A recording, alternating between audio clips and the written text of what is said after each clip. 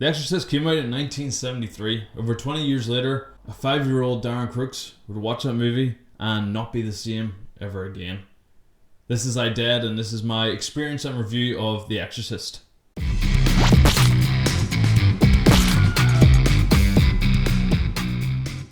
So The Exorcist was directed by William Friedkin and was written by William Peter Blatty, which was also based on his own novel. This isn't going to be so much as a review as it is just my experience with this movie. Because nowadays a lot of people see this film and are like, what's the big deal? How did so many people apparently faint while in the cinema watching this movie, and why was it so cursed? I might have been about 5 years old, I think, when I first seen this film. And my mum likes to mention a lot of the time that I watched it long before she ever watched it. One of the main reasons behind that was that she had read the book before ever seeing the film. And the book absolutely terrified her. She read it all in one day, apparently, and was so afraid that she had turned every single light on in the house until my dad got home from the late shift at work. And he had to sit with her in bed until she fell asleep so that she didn't freak out. So because of that, she decided, I'm not watching the movie. And then 5-year-old me was like, oh, I really want to watch that. My dad's like, nah, you'll have nightmares. I'm like, no, I won't. So he is sort of like, alright then, we'll see about that. That movie still scars me to this day. For years, that film has had a weird impact on me because I don't think it's a scary movie, now especially.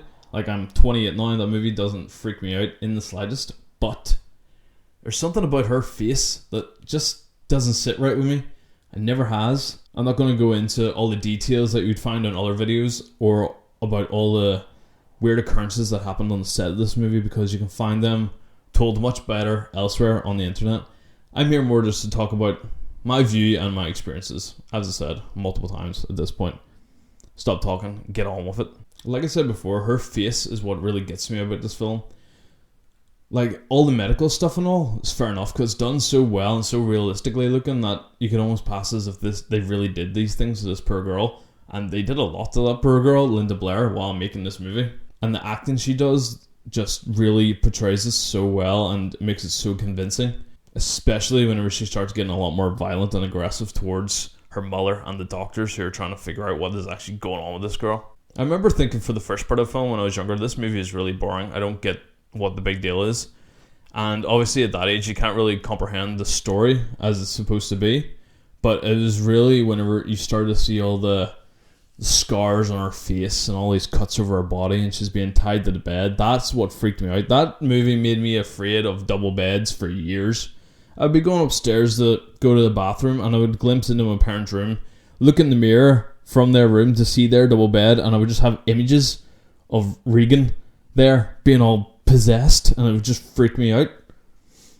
It didn't help as well whenever I went to Blackpool a couple of years after first seeing that film that they had this haunted house attraction. And I must have been the youngest person in the crowd, but I was like, oh, this will be great fun. So, me and my dad, a couple of my cousins, all go in. Everything's fine for a while. You're being chased by like Leatherface and Freddy Krueger's behind some bars and stuff. It's a bit weird, but then the dude who's sort of leading the tour, he's dressed in all this monk gear.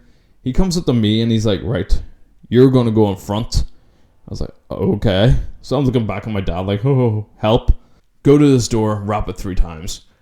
So I do. This dude flings open this little hatch and he's like, what do you want? I was like, I don't know. And he's like, right, you can come in, but do not look her in the eyes. I was like, what the hell is he on about? So he opens this door and there she is.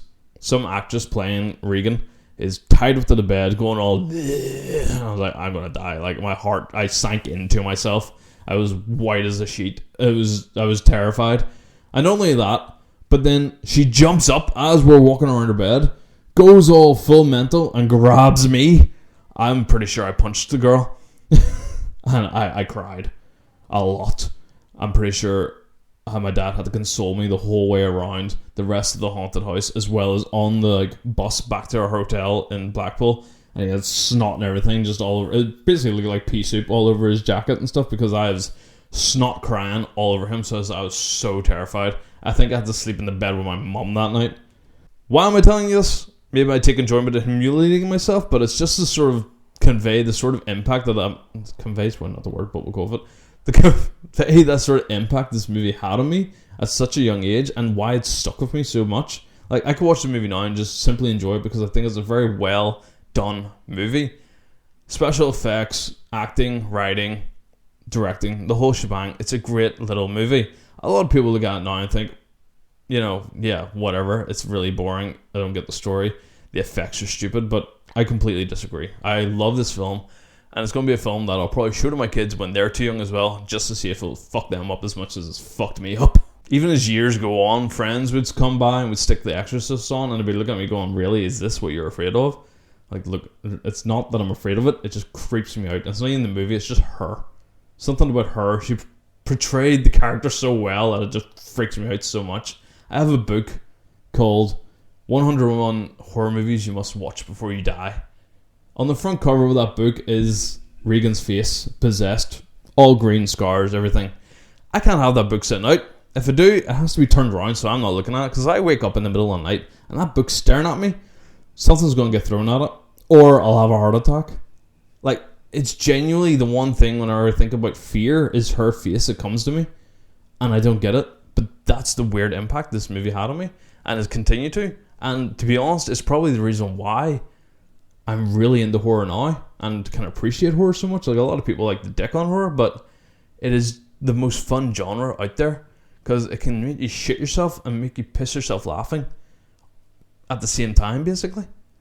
So yeah, like I said, this isn't so much a review, more my experience, and you'll find a lot more interesting tidbits about this movie elsewhere on the internet. But this is my new channel, this is my first video on this channel, so I'm sort of just getting back into the swing of things, and hope you enjoyed. Let me know if you've had any weird experiences with The Exorcist, or is there a movie out there that affected you the way The Exorcist has affected me, and why? So yeah, thanks for watching. Stick around for the next one. Don't know when I'll be out. Hopefully it won't be too long. And hopefully we'll keep this channel growing and see what comes of it, because I need to keep busy and do something that's not just lying around the house. So yeah, thanks for watching. I'll see you next time. Bye.